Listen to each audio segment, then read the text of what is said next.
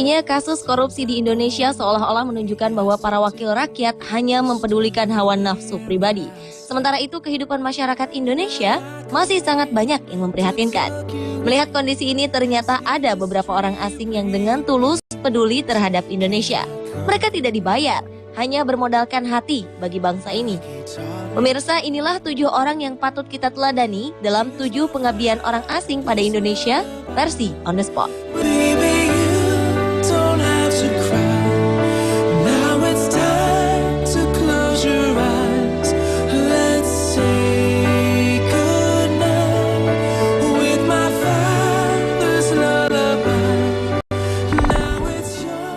Why didn't I say the things I needed to say?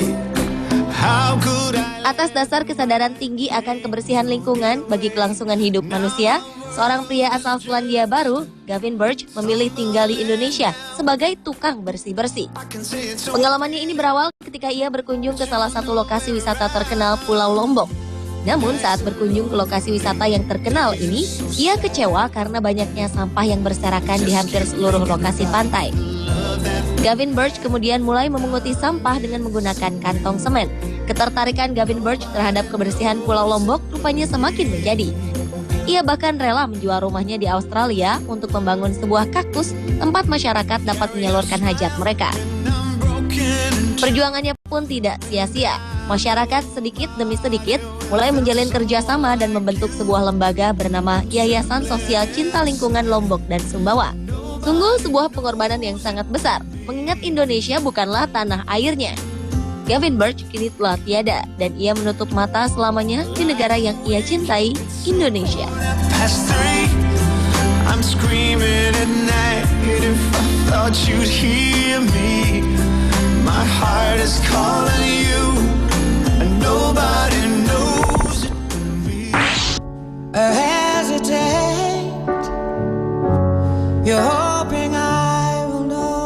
Kisah pengabdian orang asing bagi Indonesia selanjutnya adalah aksi nyata Andre Haff. Instruktur dan pemilik perusahaan pariwisata asal Perancis ini rela meninggalkan segala kemudahan hidupnya untuk ikut merasakan penderitaan masyarakat di Pulau Sumba. Saat pertama kali menjejakkan kakinya ke tanah Sumba, hatinya tersentak melihat aktivitas kaum perempuan yang setiap harinya berjalan kaki mendaki bukit demi mendapatkan air. Ia pun semakin prihatin tatkala mengetahui jika air yang diambil pun bukanlah air bersih dan dengan jumlah seadanya. Melihat kondisi ini, Andre Haff kemudian menggali sebuah sumur.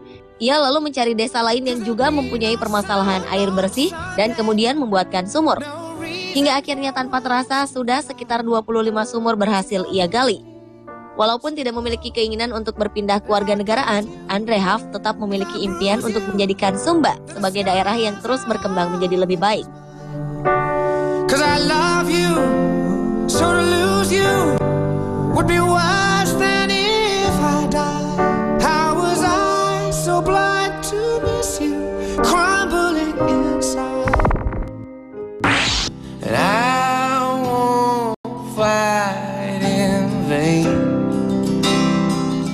Kecintaan terhadap lingkungan di Indonesia telah membuat seorang pemuda asal Perancis rela meninggalkan segala kemudahan tinggal di negara maju tersebut. Hal inilah yang terjadi pada Uherian Bule atau yang biasa dipanggil dengan nama Shanyi. Pada usia 16 tahun, Shanyi rela meninggalkan Perancis untuk tinggal di pedalaman hutan Kalimantan. Di tempat ini, Shanyi membuat lembaga khusus untuk melindungi hewan khas daerah ini, yaitu owa-owa. Bagi Shanyi, kesejahteraan hewan sangat penting untuk diperhatikan, sehingga ia dapat sedih setiap kali mendengar berita tentang hewan yang dibantai untuk kepentingan industri kelapa sawit. Sayangnya, walau berbagai upaya positif telah Shanyi tunjukkan bagi Indonesia, namun keinginannya untuk menjadi warga negara Indonesia belum juga terwujud. Mungkinkah Shanyi harus menjadi pesepak bola agar lebih mudah menjadi warga negara Indonesia?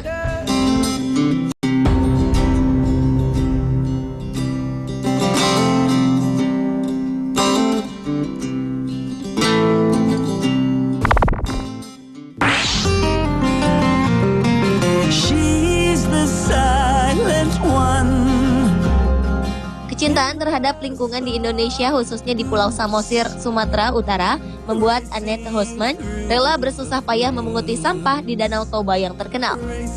Awalnya, Annette Hosman hanya tertarik untuk melihat-lihat pemandangan di sekitar Danau Toba. Namun, karena lokasi wisata yang dikunjunginya saat itu dalam keadaan kotor, ia pun memutuskan tinggal lebih lama dan membersihkan eceng gondok yang tumbuh semakin liar. Annette Hosman menyadari jika tanaman itu dibiarkan tumbuh, maka ekosistem di Danau Toba akan sangat terganggu. Selain itu, ia pun giat mengampanyekan gerakan anti buang sampah ke Danau Toba. Karena kecintaannya terhadap Indonesia, Annette Hosman sebenarnya sangat ingin menjadi bagian utuh dari NKRI. Wired to the sun, igniting. Incredible.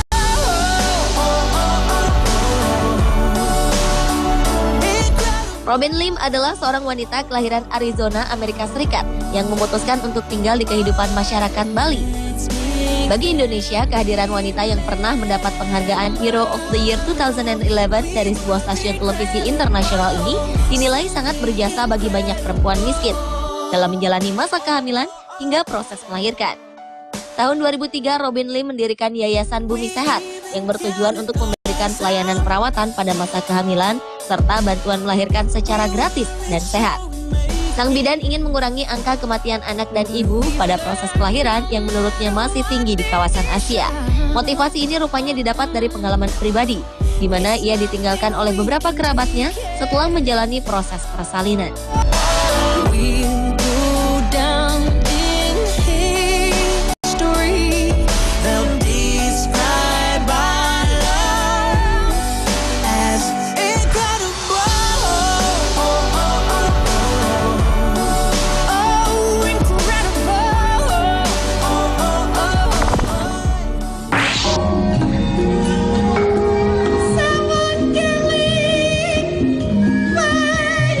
Nama Elizabeth Karen Sekar Arum tentu sudah tidak asing lagi di telinga para penggiat seni di Jawa Timur.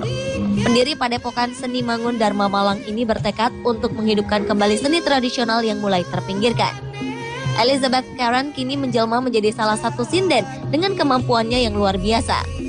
Wanita kelahiran Chicago, Amerika Serikat ini pertama kali berkunjung ke Indonesia saat ayahnya mengemban tugas sebagai salah satu dosen pengajar di Universitas Gadjah Mada, Yogyakarta pada akhir 1960-an. Walau hanya sebentar tinggal di Indonesia, pengalaman masa kecilnya tentang kebudayaan Jawa akhirnya membuat Elizabeth Karen memutuskan untuk kembali ke tanah Jawa pada 1990. Dan sejak itulah ia benar-benar mendalami kebudayaan Jawa sebagai sesuatu yang amat dicintainya. Dalam perjalanannya mendalami kesenian Jawa, ia kemudian menikah dengan Muhammad Soleh Adi Pramono, seorang dalang dan seniman tradisi asal Kota Malang, Jawa Timur.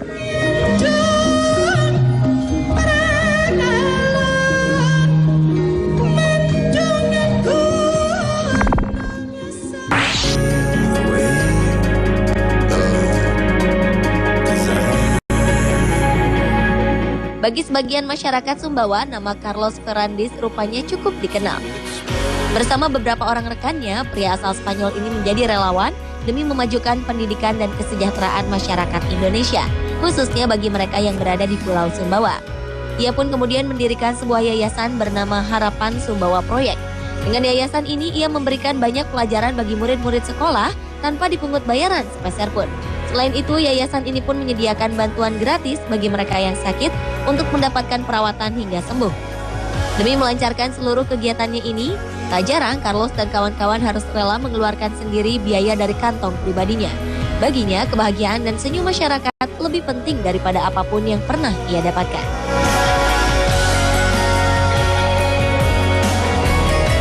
Pemirsa, itulah